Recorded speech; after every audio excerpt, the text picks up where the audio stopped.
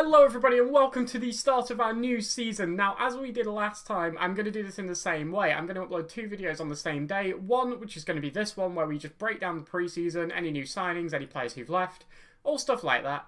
And there's not going to be any gameplay. But at the exact same time as this video going up, the first two games of the season are also going to go live. So if you don't really care about going through behind the scenes stuff, you can just skip straight ahead to the next video. Or if you want to get a bit more of a feel for what's going on at the club and what's going on, sort of my reasoning behind signings, watch this one.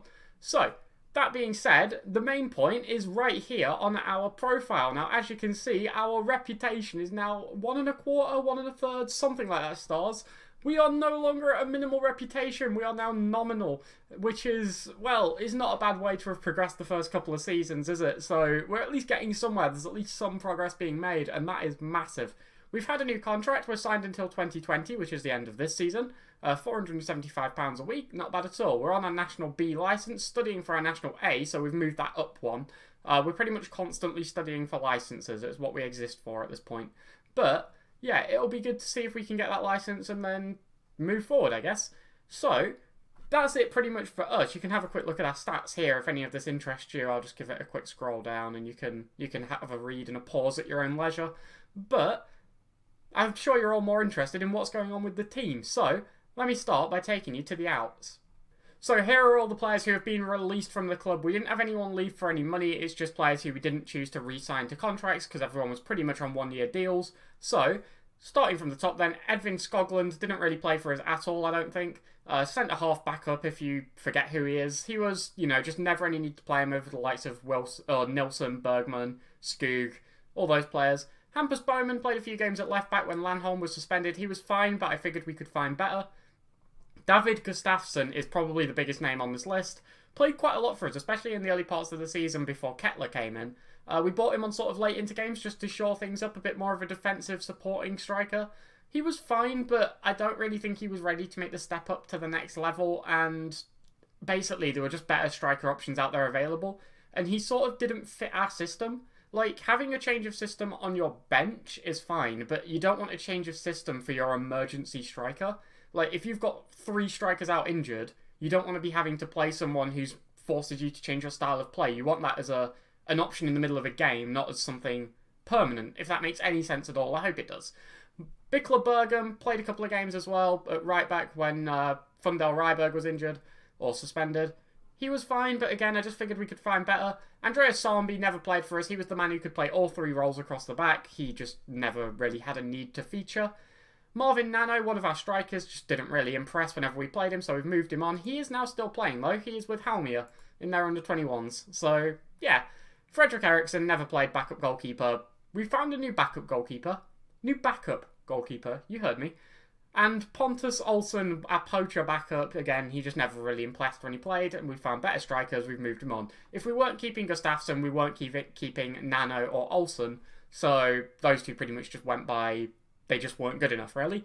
So, that's the players who've left the club. Let's go on to the ones who've been bought in. So, just a quick note, Kadivar also left. I mentioned that this was happening a little while ago. He's gone. He's finally left the club. He never played. He was just not great. And we don't play left wingers anyway, so we didn't need him at all. Someone else has took him. He can go and play football. We don't have to pay him. Perfect all around, really. But more to the point, here is our massive list of signings. We've signed quite a few players. Obviously, we've had quite a few outs, and we needed to improve the squad quite a bit too. So, as you can see, a couple of these are for a little bit of money. Nothing crazy, but, a few £100 being thrown around. I guess I'm just going to start from the top, and I'll run you through them from top to bottom and tell you sort of what I think about them and what role I think they're going to play in the team. So our first signing is a central midfielder, an attacking central midfielder, similar role to sort of what Anton Eriksson played for us last year, Lucas Mass. Now, he looks very good just by his star ratings if you're looking at that, and he's still only 18 years old. There's a few things that really drew me to him, but I think the best way to do this is to compare him with the man who he will be sort of competing with for his place, Anton Eriksson. So if we just go to their attributes here, you can see that it's kind of split between the two, and on paper it looks sort of like it favours Anton Eriksson a little bit more, but there are some key points here which I really want to point out. So if we start with the physicals, the area that most obviously favours Mass, he has slightly worse fitness, jumping reach and strength, which the fitness is a bit of a concern for a central midfielder who might be getting, up and down quite a bit, but stamina seems to be more of the one that affects that, so I'm not overly sure what natural fitness actually does. I think the two complement each other to determine the overall fitness of the player, but I'm not quite sure in what fashion, but I'm sure the stamina being a bit higher will make up for the fitness being a bit lower.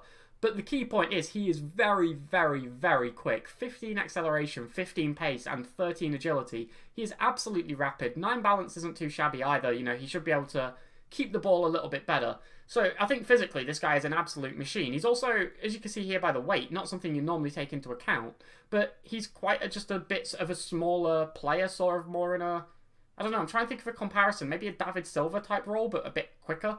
I don't really know. He's quite a small, just very pacey, very fast, very up and down sort of attacking midfielder. That's kind of what I wanted.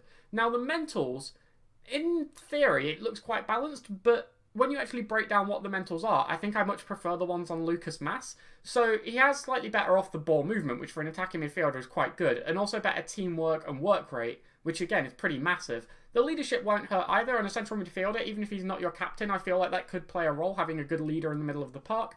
And good decision making is obviously quite good as well. You know, he might need to put in a couple of tackles. He might need to, well, he will definitely need to play a few very good balls. Being able to make the right decisions in those situations, obviously very important. He has better bravery too. That's just a thing. It doesn't matter at all. And then the areas where Eriksen's better is sort of his anticipation, his flair, determination. They're just not really things that I consider as important. Again, concentration I consider more of a defensive stat. Same with positioning, it's more of a defensive stat. And for an attacking midfielder, is that as important? I don't really think so. Now, the other thing to note is Lucas Mas is 7 years younger. He will develop his mentals as he plays more, a lot faster than Anton Eriksen will, in a sense. So any areas where he is behind, where he needs to go up a little bit, that can certainly happen. And then you look at his technicals. Again, they're pretty split across the board, and this is what really divides me on the two players, really. The technique and first touch being much better for Lucas Mas, with a bit more long shots as well. These are all obviously quite positive stats. The dribbling is slightly better for Mas, but it doesn't really matter because 5 and 4, neither of them can really dribble anyway. Like, you're just comparing a bad dribbler to a bad dribbler. It doesn't actually matter. And then, in the favour of Anton Eriksen, you also have some quite important stats. Some of the more defensive ones, like tackling, marking, which, you know, will come into play. He might be an attacking central midfielder, but he is a central midfielder nonetheless. And things like crossing and finishing may also obviously come into play. But on a similar sense to the dribbling, 3 to 5, they're bad either way. Neither of them can really finish. So I'm leaning towards Lucas Mas right now as being our starter, but Anton Eriksen will definitely still feature and will definitely still be competing up and around to try and get his spot back. If Lucas Mas underperforms, we still have Eriksen, who was very good last season, who we can rely on.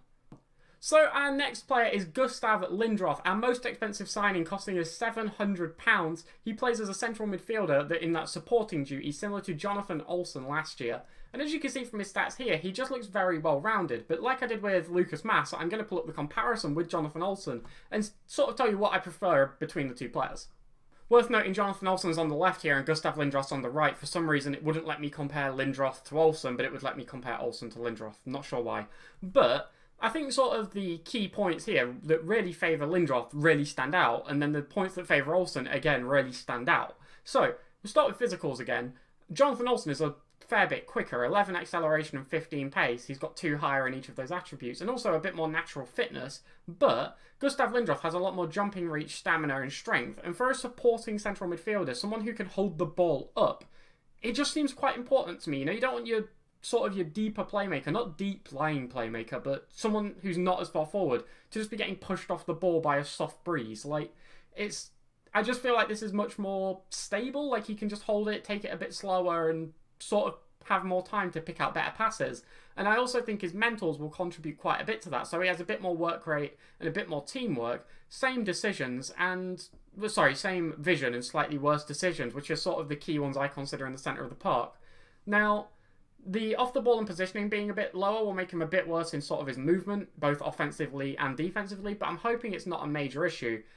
I think mentally I slightly prefer Lindroth, but it's very close between the two. Jonathan Olsen, similarly to Anton Eriksen, will have a lot of room to compete for this spot. If Lindroth underperforms, Jonathan Olsen will be straight back in the side. He was very good for us last year. But the technicals are where Jonathan Olsen really sort of has things going in his favour. So it may look on purpose like it's or on first sight like it's a complete whitewash to Jonathan Olsen, but the key stats, things like passing, finishing to an extent, first touch, dribbling, they all either favour Gustav Lindroth or they're even. Now, there are a few that are quite important where Olsen prevails, the defensive ones notably, tackling, marking. For a central midfielder, they will definitely come into play. Things like crossing as well, you know, he is on the wider midfield role. He may end up out wide a couple of times, a cross may be important. And obviously something like technique is very important too. Like I said, it's very tight between the two of them and they're the same age, so it'll be weird to see which one sort of competes their spot, but for now, I think I am favouring Lindroth. Jonathan Olsen, though, very close to being able to claim that starting spot for himself. Lindroth underperforms, he's right there to step in.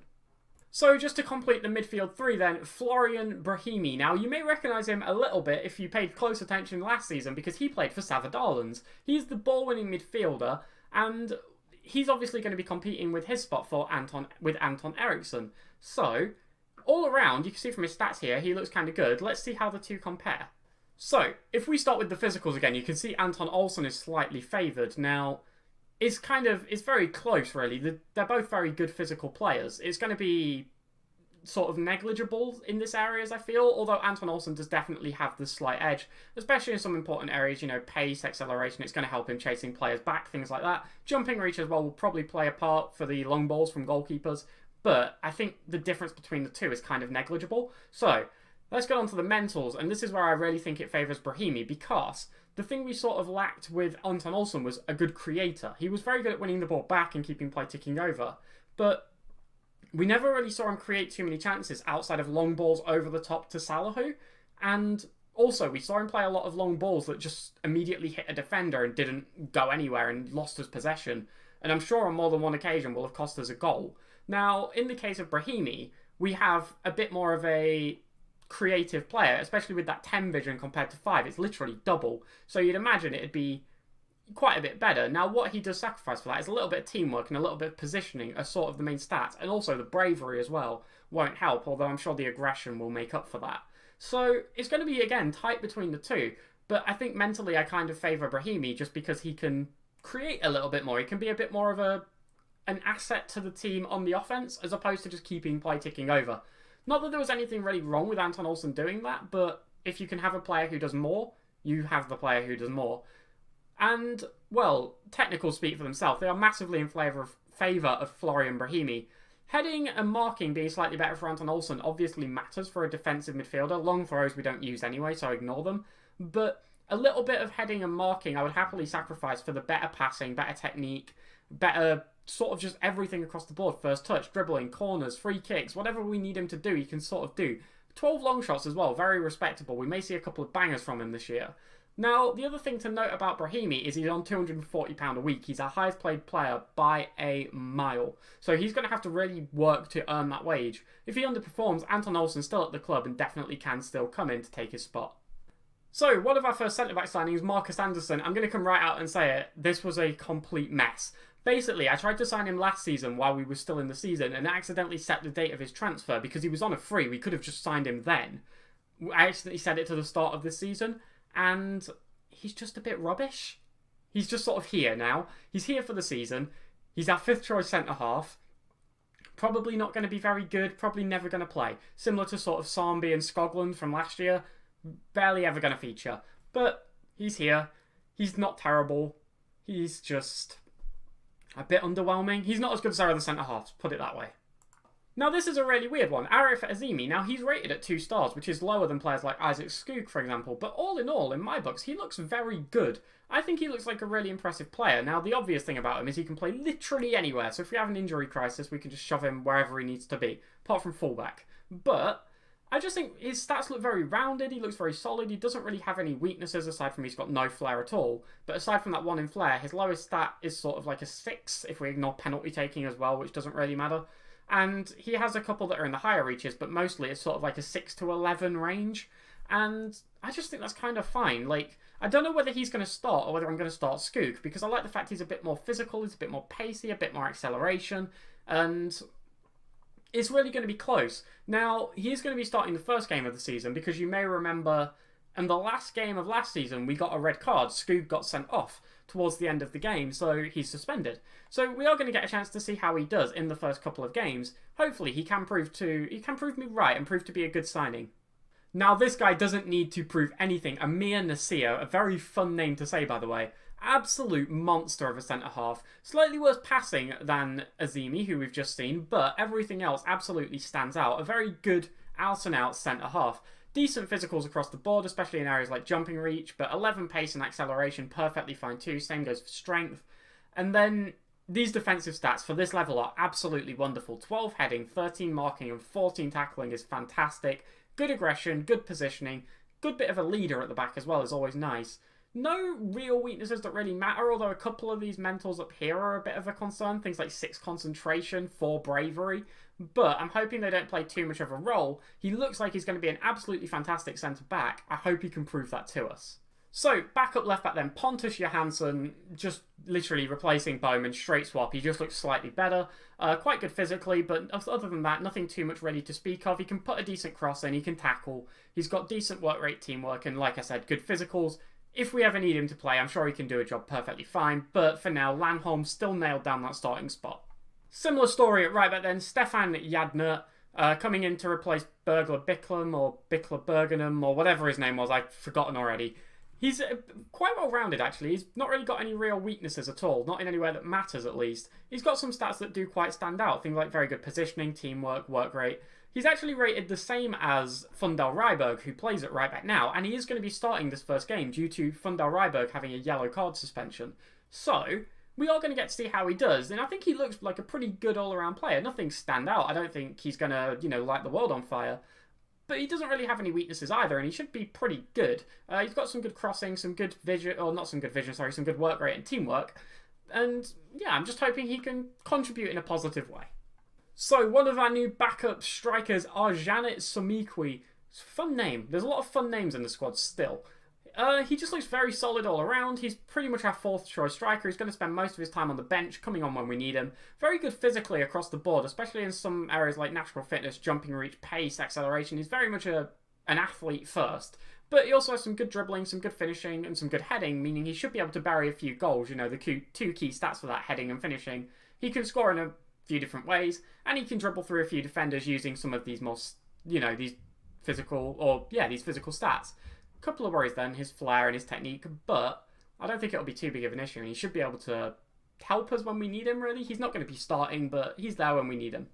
The final signing then is a player who you may recognise, Kalle Ekman. He played for Astoriska Tarabdin last year, and he scored a couple of goals against us. He was a pretty solid goal scorer in the league. If we go to his history, you'll see he scored 14 in 25. Certainly not Salahu or Kettler numbers, but it's pretty respectable either way. And, well, he just all around looks like a very good player. For now, he's going to be starting on the bench, but on his few of his ratings, he's better than Salahu, which is odd, really. But he's decent physically, he's got decent mentals, and he's got some pretty good technicals to go along with it. No real weaknesses, and he just looks very, very good. If either of our strikers get injured, if they just can't perform at this level, if we just need a good rotation option, maybe there's fitness issues, we have a player who can do that. Kalle Ekman is by far, he's up there with Salahu and Kettler is the point I'm trying to get across. He's in their tier. It's not like we have to take a major step down to play someone like Nano if we want to change things up. We have another very good striker on our bench, and he's happy to be a rotation option. I had to offer him a little bit more money for it, but he's happy to not start, which is, I think, important. So, yeah, he's got a lot of good attributes where it matters. And he did set us back £500, but that's absolutely negligible. We have such a huge transfer budget left. I'm hoping he can feature quite heavily, maybe not in a starting role, maybe in a starting role. I'm not 100% sure. It depends what happens with our strikers. Obviously, last season I had a few issues with Kettler. I just couldn't seem to get him involved. If we have that again, Ekman's there to come in and try and take his place, really. And we've got a bit of competition in those forward spots now. There's not that huge gulf, which I talked about a couple of times, between sort of Gustafsson and Kettler and Salahu. I just feel like there's a lot more competition now, and that's only going to be a good thing. So, this is all of our new signings. Let's go and see how they shape up in the team. Almost forgot a player here, Gustav Sjoberg. He's our new goalkeeper, or backup goalkeeper. Now, according to star ratings, he's better than David Asmar. I'm going to dispute that. When we pull up this comparison here, he doesn't look better than David Asmar to me. Asmar just looks better. Okay, there are obviously some things that benefit Sjoberg. He has better reflexes, he has better handling, which, that one might be a bit key, because I did say a couple of times, Asmar doesn't really catch a lot, he just sort of parries. But I never had an issue with Asmar as a shot stopper. I just didn't really have any issues with Asmar at all. He was fine. So I'm not really looking to replace him, if I'm being honest. If he can't hack it at this division, we do have Sjoberg here who can play. But Asmar's going to get the nod first. I'm not going to lie to you. If Asmar's going to have to lose this spot for Sjoberg to come in and take it, he just looks... They look very... You know, they have contrasting styles, but they're both kind of good. And yeah, I think we've got two good goalkeepers. If one of them underperforms, the other one can play, and that's only going to be a positive thing. So this is how all of this shapes up then. Asmar in goal, Yadner, Azimi, Nasia, Lanholm. So both centre-halves have for now swapped out, but obviously, like I said earlier, Isaac Skog suspended. And along with Fundel Ryberg as well at right-back, also suspended, as you can see down here. So as to which one of these two I'm going to start, Yadner or Fundel Ryberg, not quite sure, but Yadner obviously gets the first nod. Then the midfield three has been entirely swapped out. Lindroth, Brahimi and Mass. Now, our midfield three last year was actually very good. I considered it one of the stronger parts of our team. But these players just look so good. To me, everything about them looks very, very good. It's close, though, between last year's midfield and this year's midfield. If any of these underperform, there are players biting at their heels trying to get a chance in the first team. They're going to have to perform to keep their spot. And then in front of them, the same three as last year, Avdiu, Kettler and Salahu. I'm hoping we can have a similar offensive performance, score a lot of goals. Kettler and Salahu were joint top scorers of the league last year on 24 goals each, which was, they both set the record for most goals in the league ever, which is amazing. So yeah, I'm hoping we can see more of that from them. It would be very nice. Obviously Avdiu as well, a fantastic player. Hoping we can see some more of that too. And this is how all of this has affected our pre-season then. So we had a 2-1 defeat to Floy. Worth noting, I didn't manage any of these. I was actually on holiday for it. I just holidayed through all of the pre-season after I made all my signings. Yeah, a 2-1 defeat to Floy where Samikwi got a goal. Then a 3-1 win, Kettler, Al-Jafari and Nilsson getting on there. Another 3-1 win, Samikwi, Salahu and Skog. Kettler bagging 2 goals in a 4-2 defeat. And then Avdiu bagging 2 and Samikwi getting 1 in a 3-3 draw. Now, it's pre-season, you can't take too much from it, but what you can take things from is the games that will be coming up in the next episode. So, I think we're just about done here. Actually, one more thing before we go there. So, here is the season preview then. Now, the team we play first are FK Karlskrona, who are right above us in the predictions. We're predicted to finish 14th, they're predicted to finish 13th. But then our second game is against Gais? I think that's how you'd say that. And they are newly relegated and favourites to go straight back up. It's going to be a really difficult game and a really difficult entry to the league, really. So, I am hoping we can put in some good performances and prove that we deserve to be in this division. Now, as you can see, the reputation of this league is 90th. Of the last league, it was like 130th. So it's quite a big step up in terms of our own reputation. Hopefully we can prove that we do still deserve to be here. Now, we will be back. Actually, right now, the video's already up with the first 2 games of the season. So if you want to go and check that out, please do. I think it's going to be a really good season. I'm quite optimistic, despite our low prediction. We were predicted to finish 9th last time, and we won the league. One other quick thing to note, actually, Lindome got promoted. So, yeah, go for them. Good. I'm glad, in a way. Like, they were a good team last year. I don't know, it's quite worrying, though. They're a good team. I would rather not have more good teams. So, that all said and done, let's get on to the first 2 games of the season. That's already up right now, so just flick over to that video. Thank you all very much for watching, and I hope you're having a great time.